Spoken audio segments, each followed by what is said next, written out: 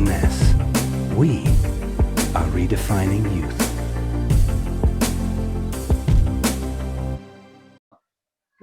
Mane. Ai. Oh. Ya. Oh. Ole. Suan tuna hianin mane kalau som do na nga. Ani hianin ka sei vak mai na mana sei phot anga atul da le kalau sei pui anga. Suanin achat pui da na te engtin nge reserve hi alo mel fiata. Suan eng zange ya ai main eng ang nat na nge ne ya eng angin nge sanna ato yang chi te khang te kha aron soido na chuan tuna hian engdin munange a ti te aron soido na ni chu tuna man nei kan som ale dikhanin ron sei chomei ro i nikum hasta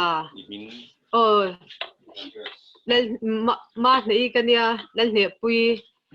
kania bongkon na kania nikum hasta January thakhanin Chhul kan sar rin ka oma I Chhul kan sar kani ti I kan riat kha January ani law March tha velin kan shita a chuan January tha in ka Chhul ten paya chuan ina kan ho tha a kan chua ka dam do in tangin chuan Chhul kan sari ni mintia kan ho tha chuan zema bok lama kal kan tuma zema boka kan kal phei ma in kan then oma hianin lalte in reserve ve chinla an fak pesin atia chuanin pupisi atekha an han phona anni an ron kalta khemokhai ma in chuan ani pon ka taksa chu achia dan chu an hrianga ka taksa khop maya zema bokla mate chuanin kan kal phei ta a chuanin zema bok kan kal phei kha ka taksa kha achesia khemokhai turin ka ei ngalem kha reserve kha kan balat ka kan lei ngal ta a chuanin ka ei ngal ta ani ka taksa chhia da wang kha ni khata voi thum ke ya chuan ni khata voi thum zelin ke ei ta char box khat khani khata voi thum zelin ke ya khami ke ei kha ke ei zo hianin tui in hne manga ya tui ke in bok ta a chuan khami ke ei zo khanin ka ti sen te kan han test le a ka ti sen kha ama in ka in fit lo ta khimo kan khai ma sak ber don pu in chuan khami ke ei atang khanin ka in fit chhauta a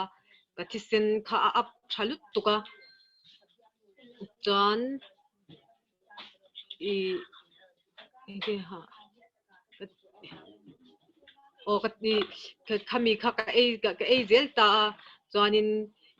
keima pon khemo kha ka lak thei pha ta a reserve ka ei lo chuanin ka in ke lo chuanin khemo hi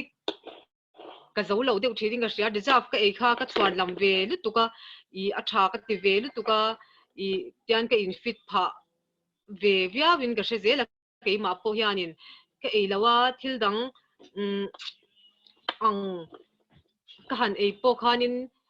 ka in fit lawa reserve ka ei khanin ka thi sen te khati khanin an in up chho thazel ta a HB hi in up tha thei lutuk bok ta tian khemo ka khai thei zel pha a nge tikhan kala tikhanin tuna khanin ken schemo kha cycle in zangai la kha minan lok mai te